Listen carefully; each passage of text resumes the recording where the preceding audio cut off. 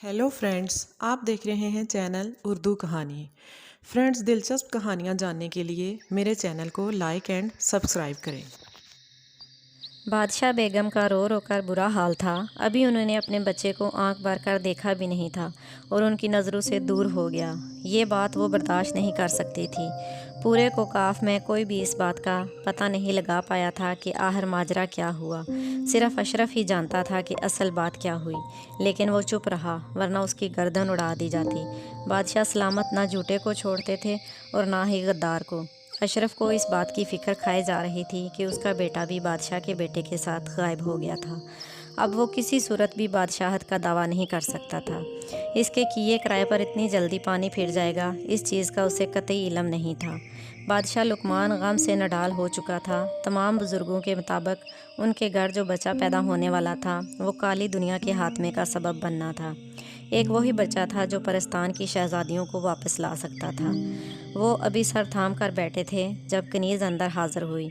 हजूर, मुखबर ख़बर लाया है। बादशाह की इजाज़त मिलते ही वो बाहर गई और थोड़ी ही देर में मुखबर अंदर आ गया।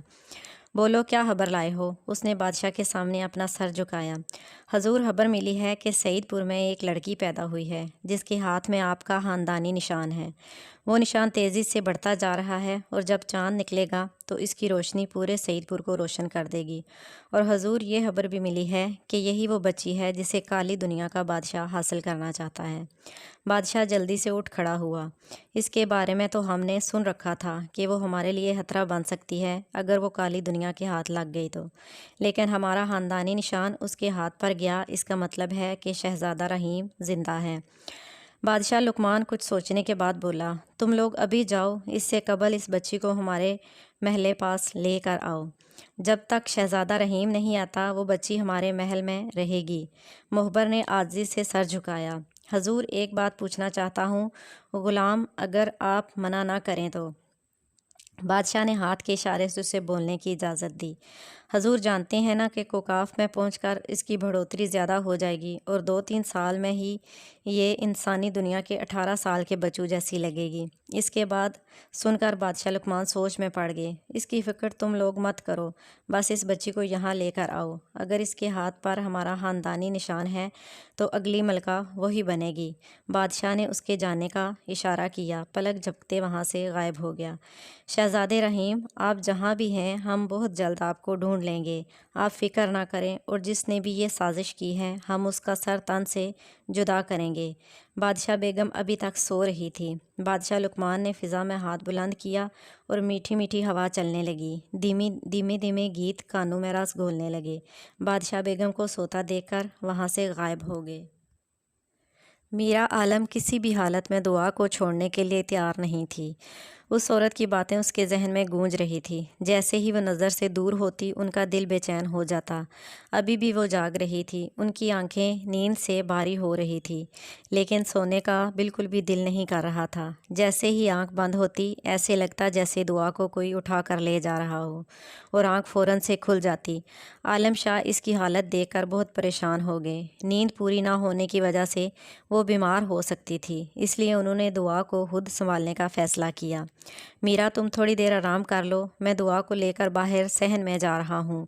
तुम फिक्र ना करो, मैं इसका ख्याल रखूँगा। मीरा आलम का बिल्कुल भी दिल नहीं कर रहा था उसे अपनी नज़रों से दूर करने का, लेकिन वो अपने शोहर को उसे ले जाने से रोक नहीं सकी। आलम, दुआ का ख्याल रखिएगा। इसे ले जाते देखकर उन्होंने पीछे से आवाज़ लगाई, मीरा, तुम तो ऐसे कह रही हो जैसे दुआ सिर्फ तुम्हारी ही बच्ची है। मेरा तुमसे कोई लेना देना नहीं है। इसको अच्छे से ख्याल रखूँगा, तुम अपनी सेहत का ख्याल रखो। उसे झिड़क कर वो दुआ को लेकर बाहर चले गए। वो बेचैनी से कमरे में टहलने लगी।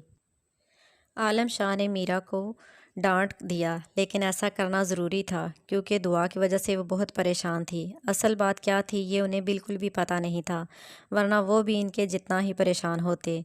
देख रही हो दुआ, अभी तुम 1 हफ्ते की हुई हो और तुम्हारी माँ तुम्हारी वजह से इतनी परेशान हो गई है। मुझे लगता है आगे चलकर तुमने अपनी माँ को बहुत परेशानी देनी है। वो दुआ की तरफ देखकर बोले। एक बात उन्हें अजीब लगी है, हफ्ते की बच्ची इतना मुस्कुरा रही थी जैसे वो कोई बहुत बड़ी औरत हो। यकीन जानो بیٹا، ہم نے اولاد کا بہت عرصے سے انتظار کیا تھا، لیکن ہمیں یہ نہیں پتہ تھا کہ تمہاری صورت میں ہمیں اتنا بڑا تحفہ ملے گا۔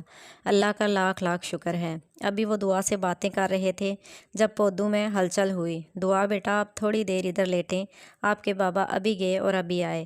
اسے بینچ پر لٹا کر وہ پودوں میں دیکھنے کے لیے چلے گئے۔ اچانک سے سعید پور کو بادلوں نے گھیر لیا، بجلیاں آپس میں ٹکرانے لگی۔ سعید پور کے لوگ اتنا اندھیرا دیکھ کر ڈر گئے، بچے ماؤں کے پیروں سے چمٹ گئے۔ میرا شاہ نے یہ دیکھا تو ان کا خوف سچ میں بدلنے لگا۔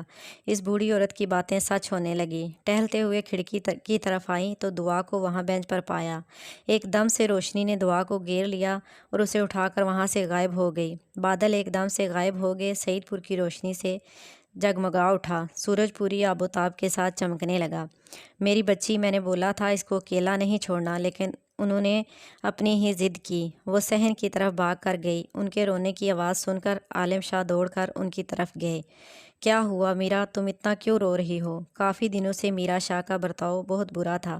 اچانک سے رونے لگتی تھی اور اچانک سے ہی اٹھ کر چلانے لگتی تھی۔